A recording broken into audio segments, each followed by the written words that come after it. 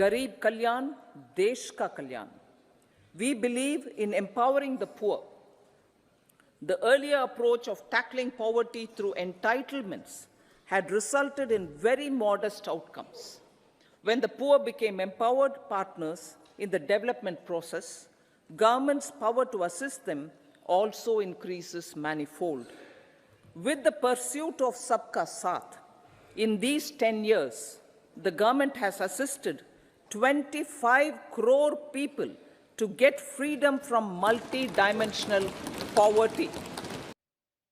मेरे प्यारे देशवासियों, आज का ये बजट इंटरिम बजट तो है ही, लेकिन ये बजट इंक्लूसिव और इनोवेटिव बजट है। इस बजट में कंटिन्यूटी का कॉन्फिडेंस है। ये बजट विकसित भारत के 4 स्तंभ युवा, गरीब, महिला और किसान सभी को एम्पावर करेगा। निर्मला जी का ये बजट देश के भविष्य के निर्माण का बजट है। मैंने ये बजट को बहुत गौर से सुना और इस बजट में खासकर गरीबों के लिए,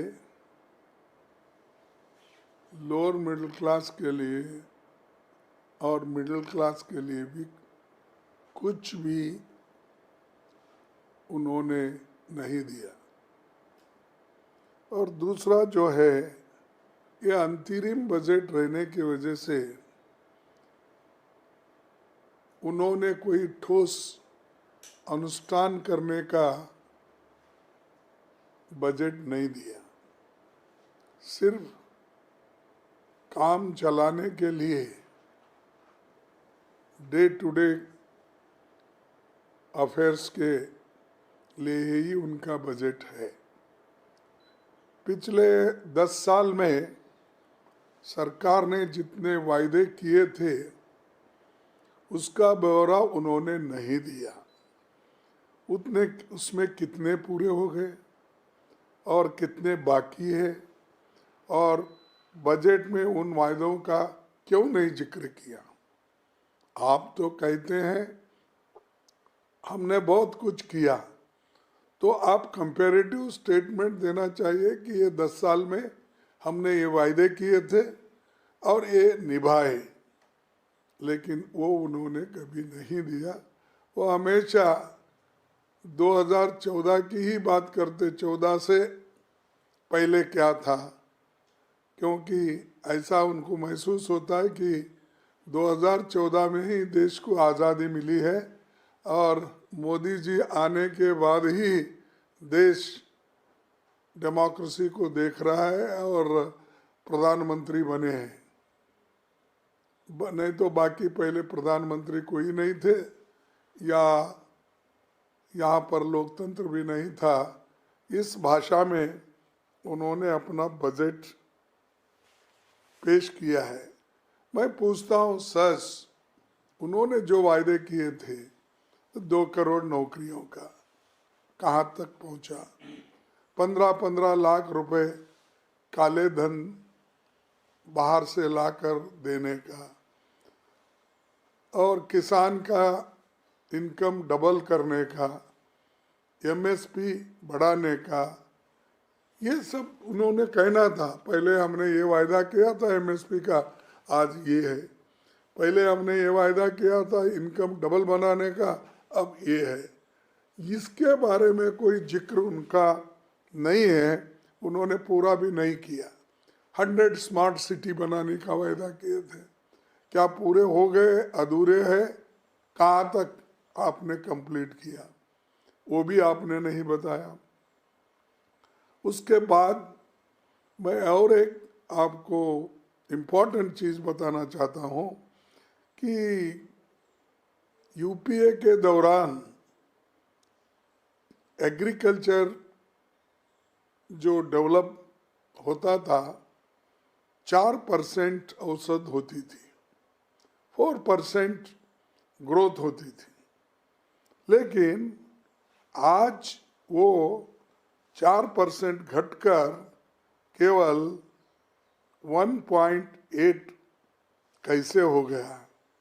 This budget is also very important budget, very nice budget, very best budget for the middle class people, for the scheduled caste people, scheduled tribe peoples, for the OBC people, for the farmers, and this budget is also very nice budget. ये अंतरिम budget हो सकता है, लेकिन समावेशी और अभिनव budget भी है। ये इंटरिम बजट के साथ साथ इनोवेटिव और इंक्लूसिव बजट भी है। ये विकसित भारत की मजबूत नींव रखने वाला बजट है। ये युवाओं की आकांक्षाओं पर खरा उतरने वाला बजट है। ये गरीब, युवा, अन्नदाता, नारी शक्ति के लिए बजट है। और मैं कहूँगा इस बजट से विकसित भारत बनाने के हमारे संकल्प को हम पूरा कर पाएंगे, क्योंकि 11,11,111 करोड़ रुपये कैपिटल एक्सपेंडिचर के लिए रखा है। जैसे कि इससे नई सड़कें, नए रेल कॉरिडोर्स बनेंगे।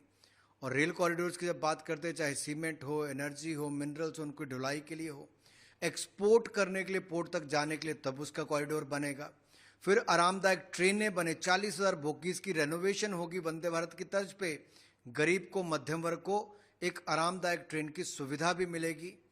और 1 लाख करोड़ रुपया रिसर्च इनोवेशन फंड रखा है, जो युवाओं के लिए बहुत बड़ी ताकत बनेगा, शोध करने के लिए, व्यापार करने के लिए, एंटरप्रेन्योर बनने के लिए।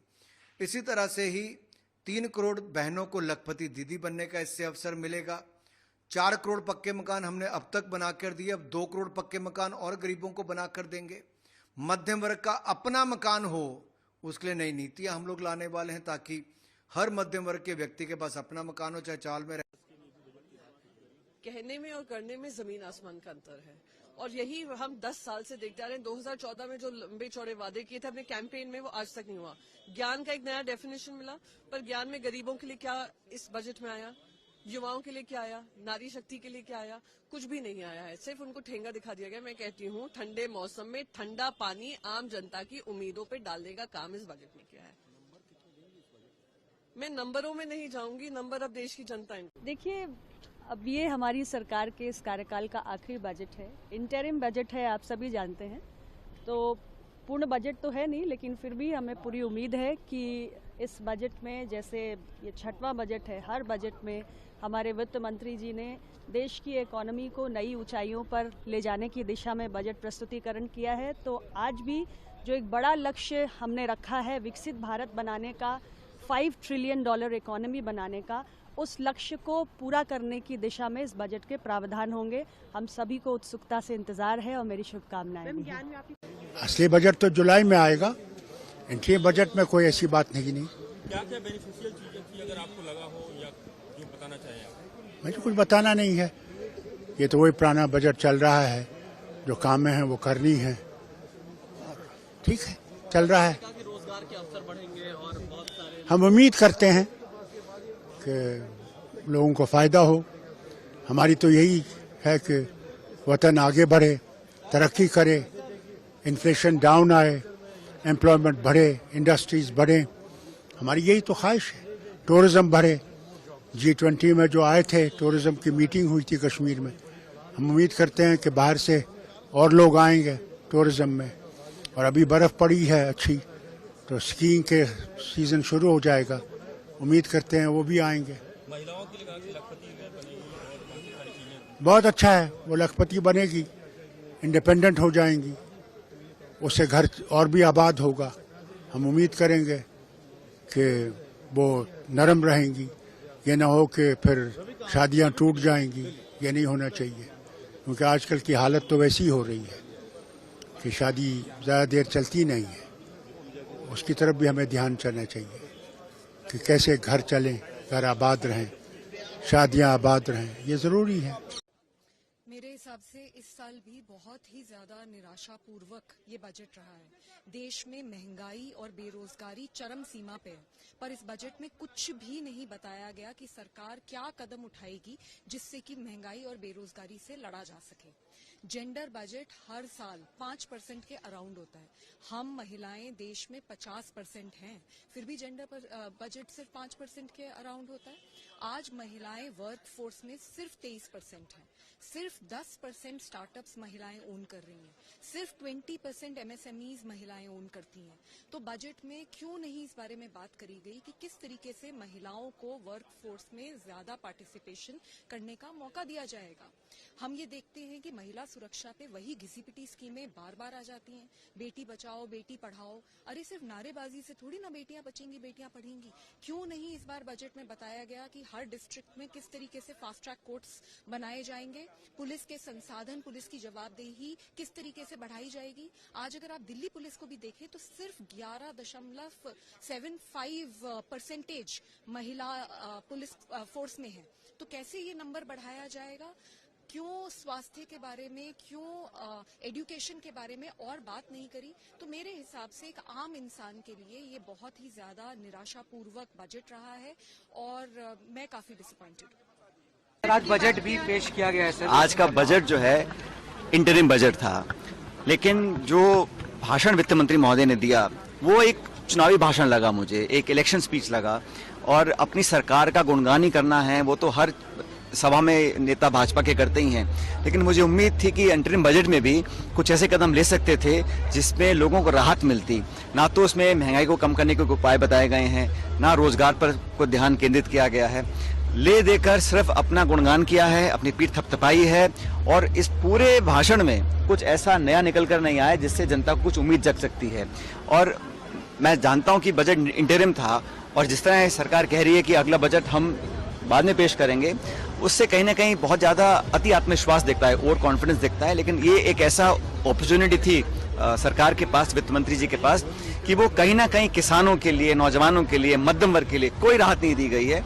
और जब आप कहते हैं कि अर्थव्यवस्था इतनी अच्छी चल रही है तो जो लोग मेहनतकश लोग हैं, खासकर जो मध्यम वर्ग के लोग हैं, मिडिल क्लासेस हैं, स्टूडेंट्स हैं, फार्मर्स हैं, उनके लिए कहीं कोई राहत, कोई हेल्प, कोई आर्थिक मदद देने का प्रावधान इस बजट में मुझे दिखा नहीं।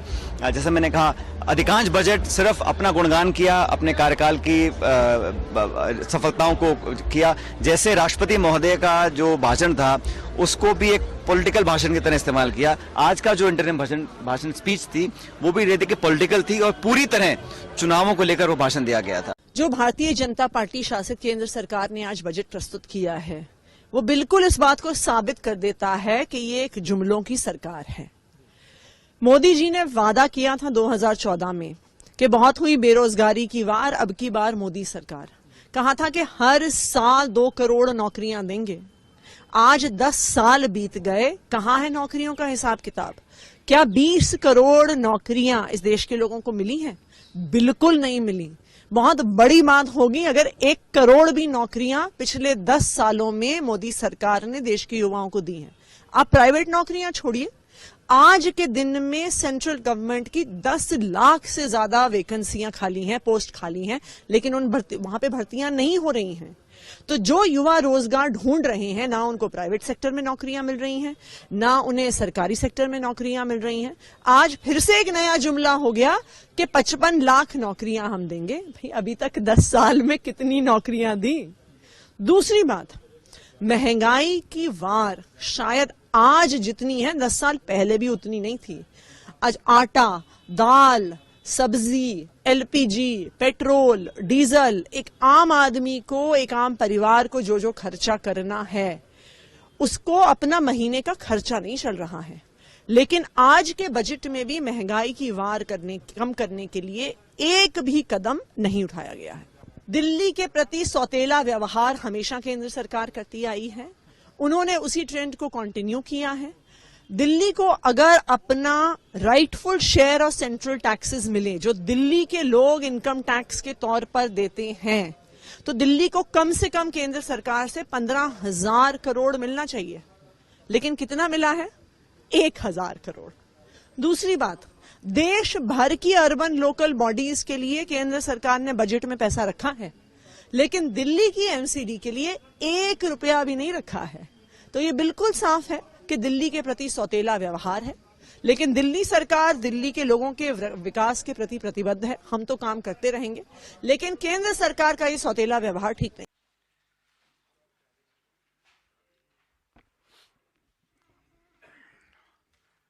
Please distribute.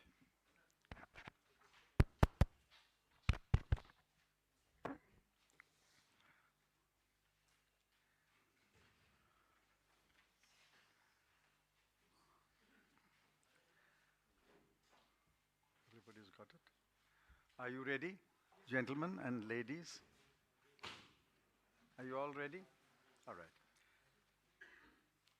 I have an opening statement which I shall read on behalf of my colleague Gaurav Gogoi and myself, and then we will take some questions. In the last 3 days, there has been a tiresome repetition of boastful claims by the government on how India has surged forward in the last 5 to 10 years. Before the Honorable President's address, the Ministry of Finance put out a 63-page mini economic survey, and today the Honorable Finance Minister gave a speech on the interim budget. Thus, the same numbers have been trotted out thrice in 3 days. Every number has been challenged by economists and domain experts. The FM spoke about youth. She did not speak about unemployment. According to the PLFS and the State of Working India report, the unemployment rate among youth between the age of 15 to 29 years is 10%, rural 8.3 and urban 13.8. Among graduates under the age of 25 years, the unemployment rate is 42.3%. Even when the graduates reach the age of 30 to 34 years, the unemployment rate is still 9.8%. The FM did not acknowledge the rampant unemployment and did not utter a word on how the government intended to address the problem. By deliberate neglect over the last 10 years, the government has destroyed the demographic dividend story and dashed the hopes of millions of youth and their families. The FM spoke about women.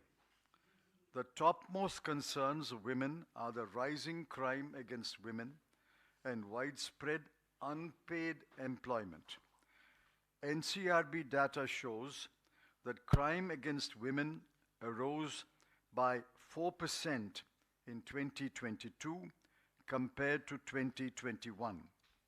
As regards women's employment, the PLFS data show male casual workers earn 48% more than women workers, and male regular workers 24% more than women. Worker to population ratio for urban women is 21.9% against 69.4% for men.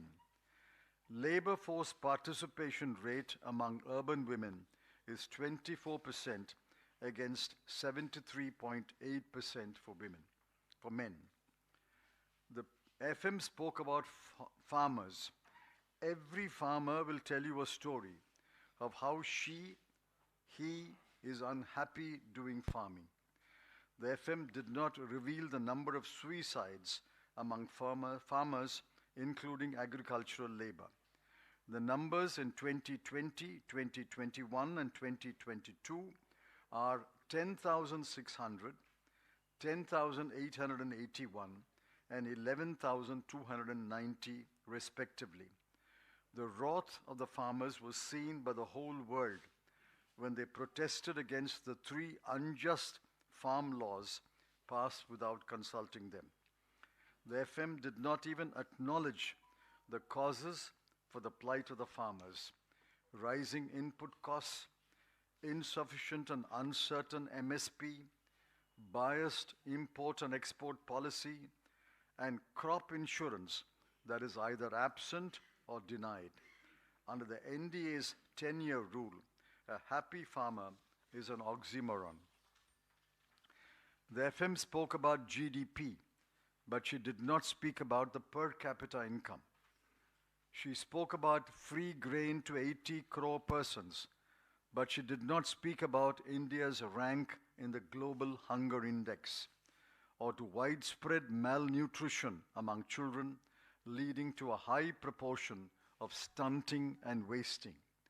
She barely referred to inflation, but she did not refer to the fact that food inflation currently is 7.7%, that real wages for casual workers have stagnated for 4 years, and the fact that there is an increase in the proportion of workers dependent on agriculture.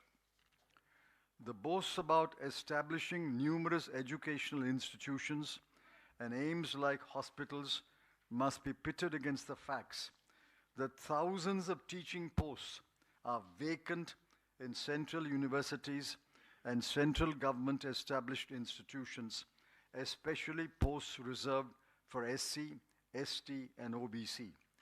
The new hospitals do not have sufficient doctors, nurses, and supporting medical staff or equipment. The allocation in the 2024-25 budget for health is 1.8% and for education 2.5% of total expenditure. None of the boasts can be accomplished with such low expenditure. The FM spoke about minimum government and maximum governance. The minimum government policy, in reality, has undermined federalism, starved state governments of funds, and virtually reduced the third tier of governance, panchayats and municipalities, to ciphers. The overwhelming majority of the people are dependent on the third tier of government for their services, but that tier have been virtually deprived of human and financial resources. Federalism has been considerably weakened by the central government taking over, rather usurping the executive and legislative powers of state governments. The fundamental flaw in the NDA's approach to the economy and governance is that it is biased in favor of the rich. It is a government of the rich, by the rich, and for the rich.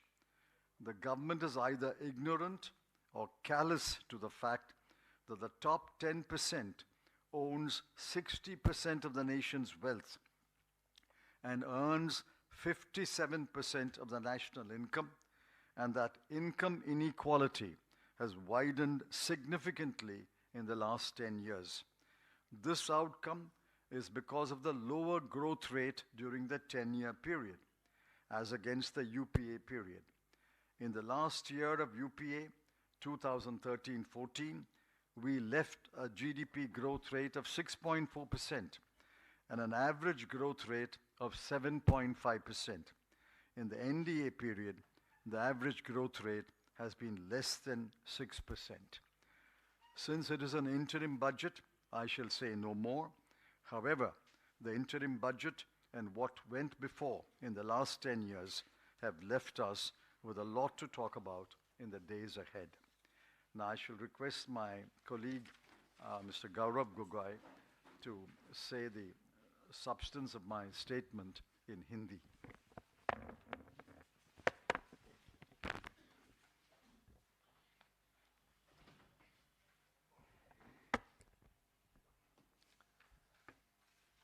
धन्यवाद आदरणीय चिदम्बरम जी।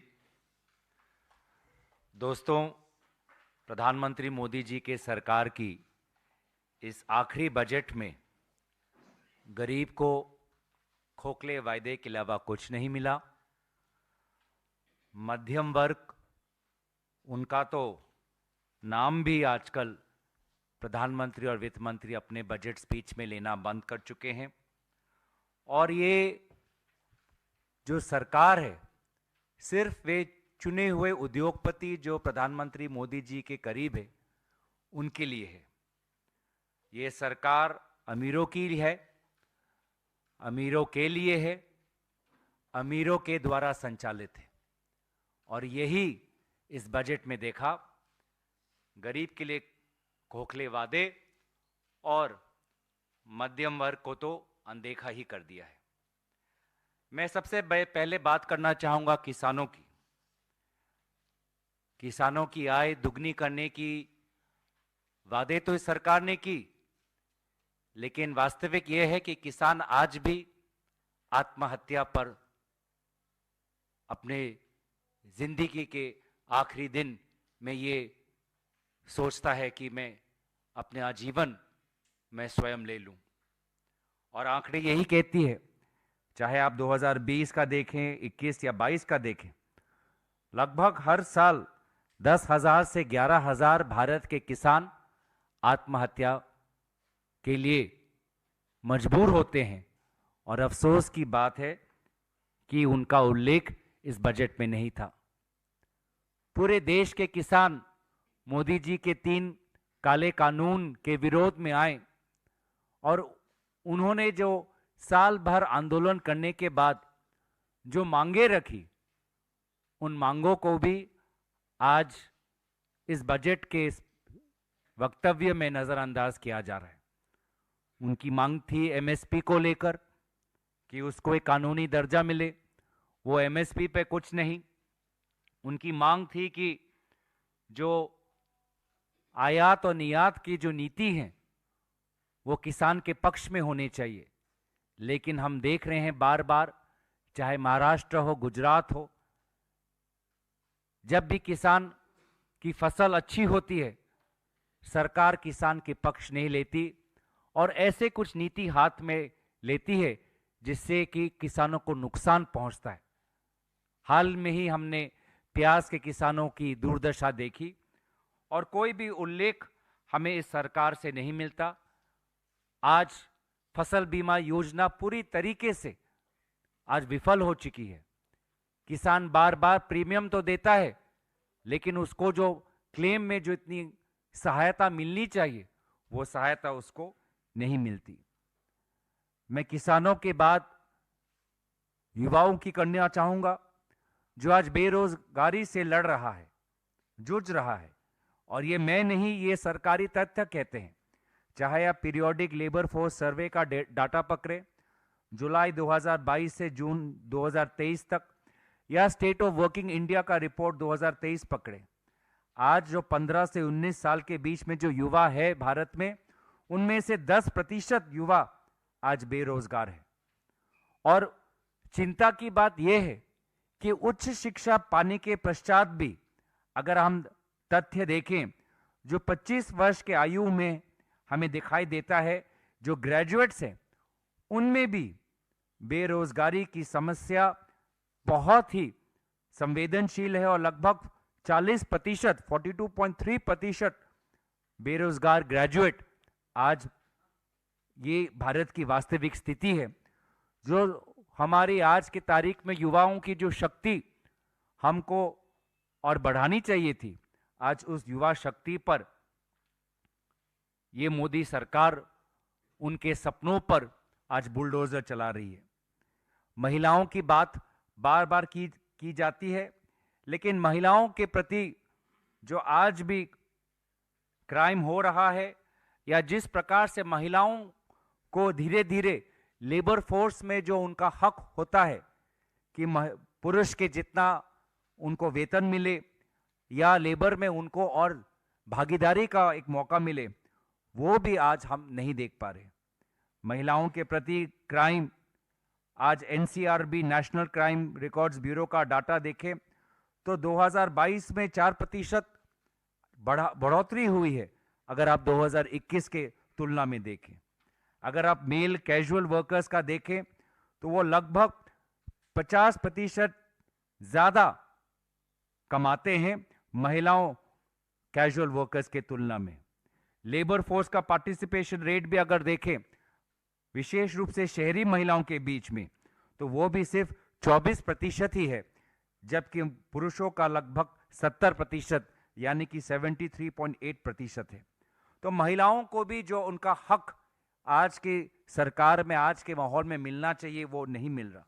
मैंने युवाओं की बात की, महिलाओं की बात की किसानों की बात की, जीडीपी में भी बार बार जीडीपी का उल्लेख तो किया जाता है, लेकिन पर कैपिटा इनकम का उल्लेख नहीं किया जाता।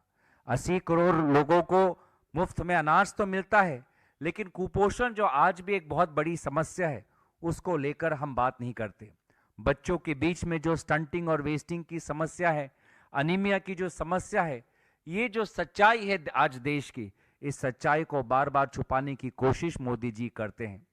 आज महंगाई, फूड इन्फ्लेशन लगभग 7.7% है। ये हमारे भारत के लोगों के लिए बहुत ही मुसीबत और बहुत ही मुश्किल है, लेकिन महंगाई से जो राहत आज देश को मिलनी चाहिए, वो राहत मोदी जी नहीं दे पा रहे। उच्च शिक्षा की बात करते हैं, मेडिकल कॉलेज की बात करते हैं, लेकिन इसका उल्लेख नहीं करते कि सारे उच्च शिक्षा के संस्थानों में आज हजारों की तादाद में शिक्षकों का जो पोस्ट है वो खाली है। और बहुत ही हमें दुख हुआ कि जब हम वो खाली पोस्ट देखते हैं तो उसमें से ज्यादा पोस्ट वो हैं जो एससी, एसटी और ओबीसी, अनुसूचित जाति, अनुसूचित जनजाति और पिछले वर्गों के लिए जो पोस्ट रिजर्व्ड किए हुए हैं टीचिंग के, वो हमें खाली दिखाई देते हैं।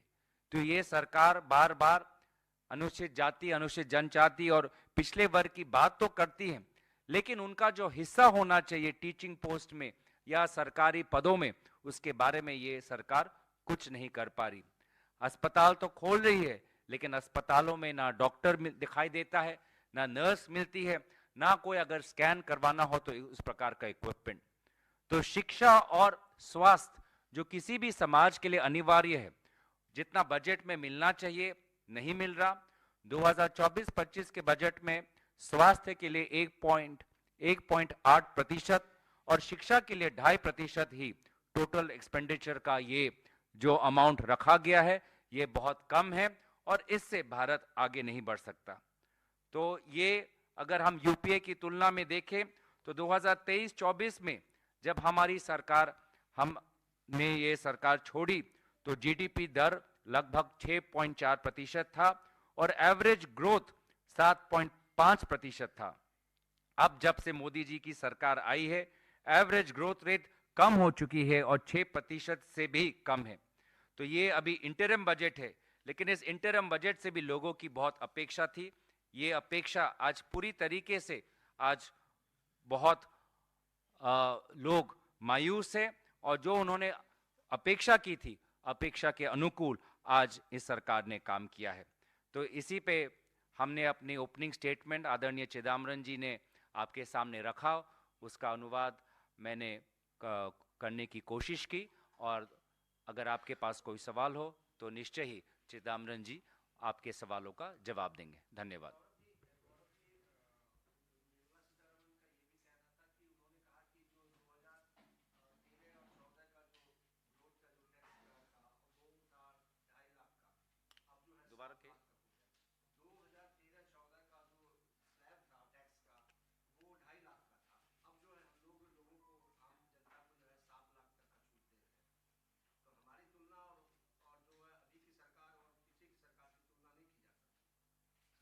Income tax slabs that have been created, that has been pitched by the government in the Prime Minister FM speech, that the new income tax slab in which relief is given up to 7 lakhs is a SOP.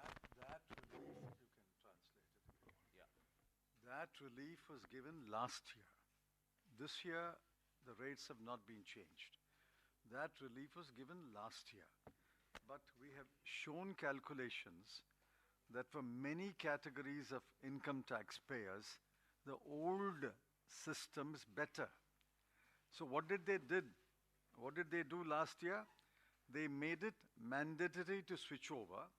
And if you switch over once, they said you can't switch back. Therefore, they are forcing people into the new system. That is their right. But we have demonstrated by table, by showing in the calculations that for many categories of income taxpayers, the old system was better than the new system. आदरणीय वित्त मंत्री ने income tax के संदर्भ में जो कहा उसमें कुछ नया नहीं था, ये पिछले साल के बजट में इसका विवरण था। और अगर आप आम जनता से पूछे तो बहुत से लोग पिछले टैक्स स्लैब में रहना चाहते हैं क्योंकि उनका एक अनुभव रह चुका है और इन पिछले इनकम टैक्स में उनको बहुत सी सुविधाएं मिलती थी, जो नए टैक्स स्लैब जिसका सरकार ने प्रसारण किया वो सुविधाएं नहीं मिलती। तो बहुत से लोग, आम जनता और हमने भी अपने अध्ययन में देखा कि पिछला टैक्स स्लैब वास्तविक में आम जनता के लिए ज्यादा सुविधाजनक है। इसके पश्चात भी, ज्यादा सुविधाजनक होने के पश्चात भी, इस सरकार ने पिछले 1 साल से मजबूरन लोगों को नए टैक्स स्लैब में जाने के लिए कहा है और बार बार ये निर्देश दिया है।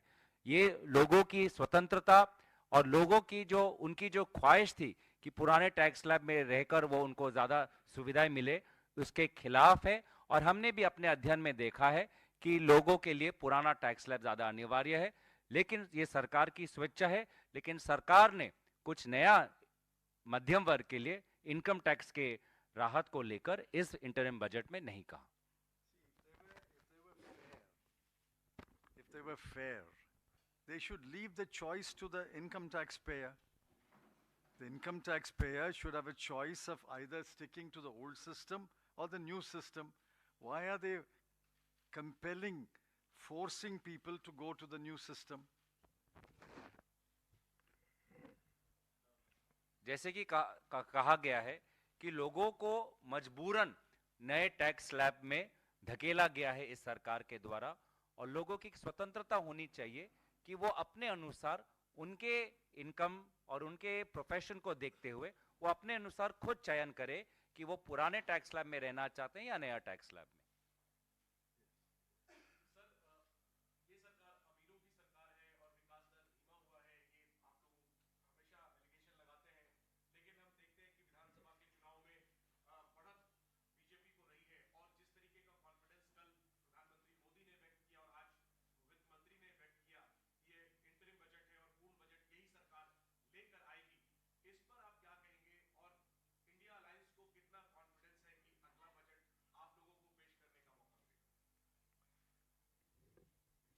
Question has nothing to do with the interim budget. This question is a larger political question. Nobody votes on one issue. We maintain our charge that this government is a government of the rich, by the rich, and for the rich. This government has practically forgotten the bottom 50% of the people of India. We will take this message to the people, but the people have several messages coming to them. Economic messages, political messages, religious messages, cultural messages. What message will prevail with which voter, I cannot say. But we hope that the people of India recognize that their economic situation could have been considerably better. It's worse because of the 10 years of NDA government.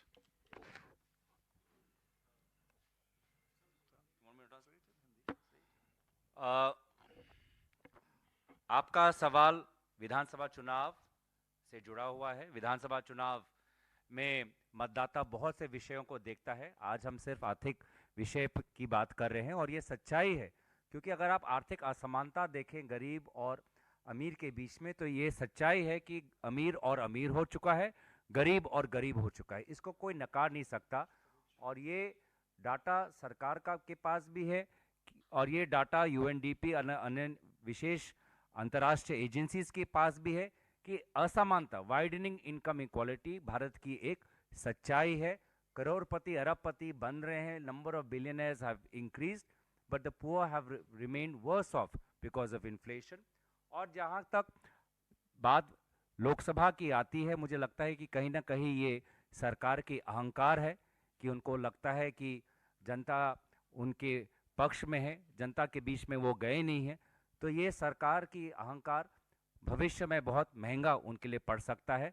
जनता जनार्दन है, हमें जनता के जनादेश के लिए रोकना चाहिए। लेकिन जो इंटरिम बजट में जो जनता अपेक्षा करती थी किसान जो अपेक्षा करते थे, महिलाओं जो अपेक्षा करते थे, युवाओं जो अपेक्षा करते थे, मोदी जी के खुद के इतने वायदे थे, 15 लाख, 2 करोड़ नौकरी, अब तक तो फिर 20 करोड़ होना चाहिए था। तो ये जो अपेक्षाएं थी उस पर पूरा का पूरा पानी इन्होंने फेर दिया है। और जैसे कि हमने इस स्टेटमेंट में लिखा है कि अमीरों की सरकार है, अमीरों के लिए है और अमीरों के द्वारा संचालित है, क्योंकि उनको इलेक्टोरल बॉन्ड्स पे इनकी नज़र है। ये अमीरों की इसलिए मदद करते हैं ताकि फिर इलेक्टोरल बॉन्ड्स के द्वारा इनकी पार्टी में और चंदा आए। और ये वास्तविक है कि इलेक्टोरल बॉन्ड्स आप देखें तो सबसे ज़्यादा चंदा जाता है भाजपा को। तो ये उनकी पूरी की पूरी एक साजिश है कि कुछ चुने हुए उद्योगपतियों को मदद कर उनसे इलेक्टोरल बॉन्ड्स के द्वारा भाजपा अपने आप को और अमीर और धनी करना चाहती है।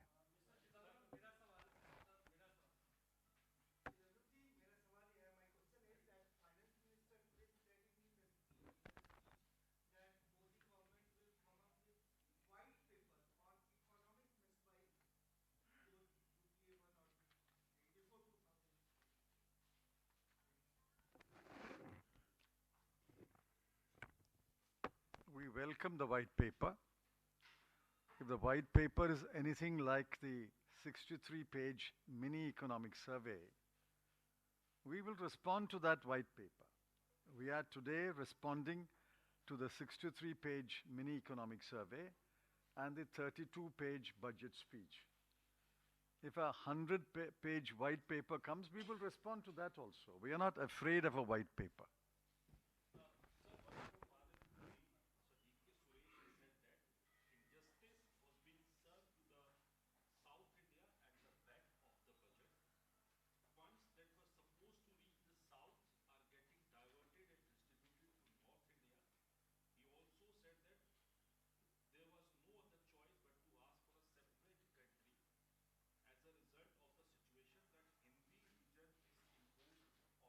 Separate what? Ask for a separate country as a result of the situation that Hindi region is imposed on the South India. I cannot comment on that statement.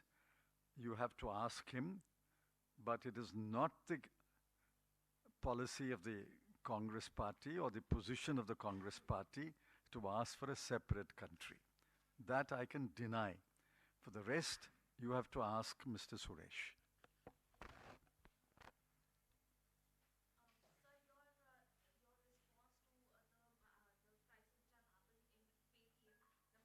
No, we come to that. There's somebody on the Hindi में बोल देता हूँ कि सरकार अगर कोई श्वेत पत्र लाना चाहेगी तो उसका तो स्वागत है, पर हम सरकार को उन्हीं के आंकड़ों को हम पढ़ाने की कोशिश करेंगे। अभी आरबीआई का कंज्यूमर कॉन्फिडेंस सर्वे का रिपोर्ट आया है, अब उस सरकार मोदी जी उसका रिपोर्ट पढ़ लें। जो जिनका आय 5,000 रुपये से कम है, आज वो कह रहे हैं कि हमारी आर्थिक अवस्था पहले से और ख़राब हो चुकी है। जिनका आय 10,000 से कम है, वो कह रहे हैं कि आज हमारी आर्थिक अवस्था पहले से और ख़राब हो गई। हाँ, लेकिन जिनका आय लगभग जो लखपति हैं, करोड़पति हैं, वो बोल रहे हैं कि आर्थिक अवस्था बहुत अच्छी है। तो ये जो हम बार बार कह रहे हैं कि ये सरकार अमीरों के लिए काम कर रही है और अमीर भी इस सरकार से बहुत खुश है, वो आरबीआई के कंज्यूमर रिपोर्ट में है। श्वेत पत्र से हमें कुछ डराने की कोशिश ना करें। अब 10 साल हो चुके हैं, हमारा छोड़िए, खुद का जो उन्होंने 2 करोड़ प्रतिवर्ष नौकरी में से कितने नौकरी दिए, उस प्रतिवर्ष नौकरी में से कितने नौकरी दिए, उसका श्वेत पत्र वो निकालें।